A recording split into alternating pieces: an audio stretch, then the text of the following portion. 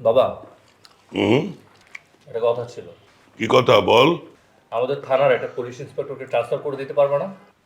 হ্যাঁ, আইন কি তোর ছেলের হাতের মোয়া নাকি যে আমি যা খুশি করলাম হয়ে গেল? কেন পারবে না? আরে, একজন অফিসারকে ট্রান্সফার করতে হলে সুনির্দিষ্ট কারণ লাগে, প্রমাণ লাগে, সুপারিশ লাগে, অনেক ঝামেলা।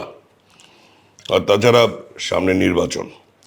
এখন আমি এসব ঝামেলা নিতে চাচ্ছি না। আরে, কি সমস্যা বল, আমি অন্যভাবে সমাধান করার চেষ্টা করি। সমস্যাটা আমার মধ্যে। আমি একটা মেয়েকে ডিচ করছিলাম। ওই মেয়েটা এখন পুলিশ ইন্সপেক্টর হয়ে আমাদের থানাতে পোস্টিং নিচ্ছে। হুম, তাই নাকি? আরে, এটা তো ভালো খবর। যা, ফুল টুল নিয়ে গিয়ে সরি টরি বলে ম্যানেজ করে নে। বাবা, তুমি এরকম একটা সিরিয়াস বিষয় নিয়ে মজা নিচ্ছ? ওই মেয়ের কাছে কখনোই আমি আমার ইগো ডাউন করতে পারবো না। আর ওই যে মেয়ে, ও এত সহজে মেনে নিবে না। তাহলে সমস্যাটা হচ্ছে কোথায়?